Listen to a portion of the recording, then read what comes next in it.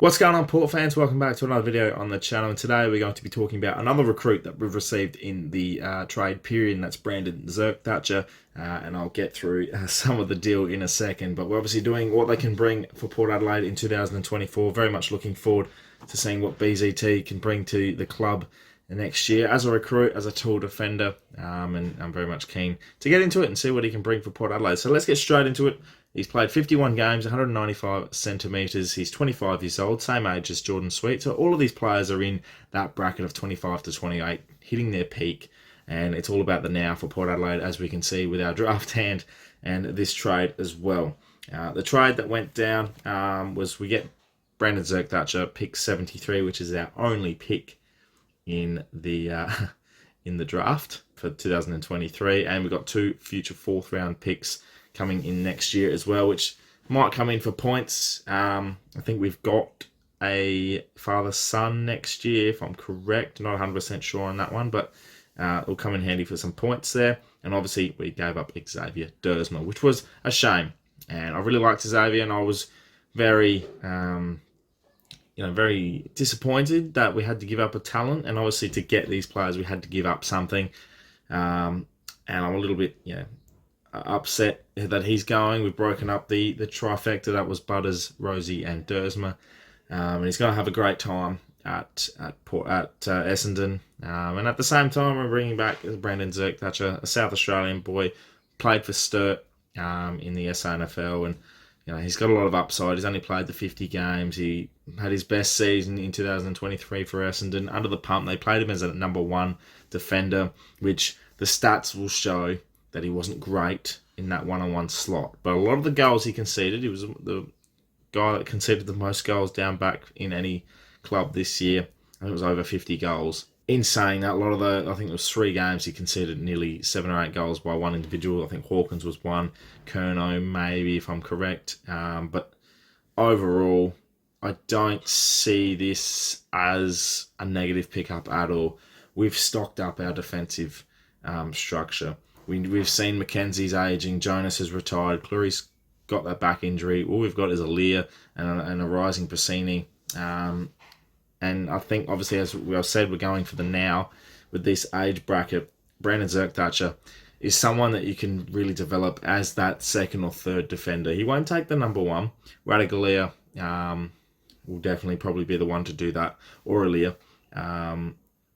Brandon Zerk-Thatcher has that third tool, that intercept defender, can play on that, as that tool who can move around. He's very good at intercepting, and he's very capable of being one-on-one as well, not with the bigger bodies, but he's got a lot to develop in that area. But he can still do that, and he can make himself into a number one defender and really be a key component as our back six. And I've said this for years now, our defensive structure has always been as a whole group. It's not been individuals on individuals, man on man. It's always been a zone or a defensive structure that holds up with everyone playing their role and helping each other out.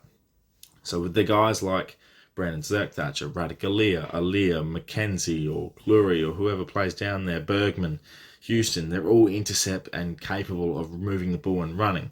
So it's definitely going to be something that I'm very much looking forward to. I think Brandon Zerk-Thatcher will fit into the structure very nicely, and I think it's a nice pickup, and it's something that probably been underrated in my eyes.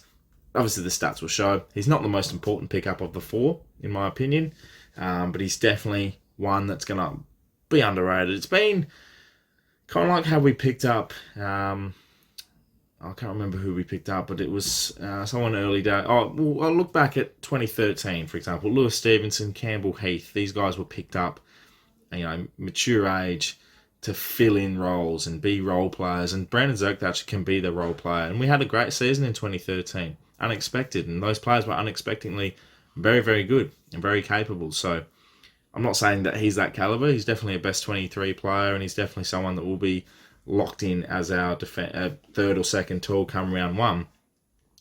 But he's got a lot of upside. And as a defender, as someone that is capable of being that, you don't hit your straps as a defender until your 50 to 100 game bracket, and then you get to know yourself as a player, and you really feel like you're at home, and a different environment for him, and the capabilities he has. He's very good at Sturt. He's very capable of developing into a better defender. And, we've seen the likes of Sam Taylor, Buckley at GWS, they're going into that bracket where they just outperform themselves. And Sam Taylor's one of the premier defenders of the competition. You wouldn't have known that 2 or 3 years ago, but he's made himself into that. He's developed himself. So there are players around that are capable of doing this, and I think Brandon Zerk-Thatcher is definitely that player for Port Adelaide in 2024. And it's just great to know that we've got another hyphen on the list. Sam Powell-Pepper, Darcy Byrne-Jones, Jason Horne-Francis, Brandon Zerk-Thatcher. That's 4. If they're all playing in the 22, that's like a 6th of our team will be hyphens. Incredible. I love our recruiting strategy. We just love hyphens at Port Adelaide. Look back, Jasper McMillan Pittard. Just what is it with Port Adelaide and we're trying to recruit hyphens? I don't understand. I don't see the appeal, but regardless, BZT is going to be pretty good, I think. So look out for him. And let me know your thoughts in the comments below, Port fans, about what he can do for the club come 2024 and beyond. Do you reckon he'll be the surprise recruit of the lot? I think he's got the capabilities.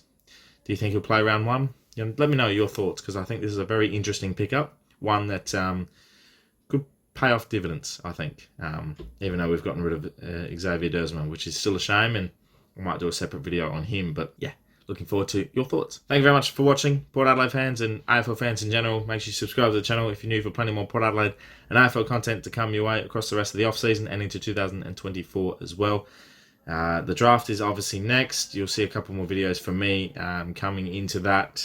Not on that we're going to be much prominent, but different off-season videos as well. And make sure you check out the Glass Table. The latest episode is out as well. Thank you so much for watching. My name is Anthony, and as always, gun the pair.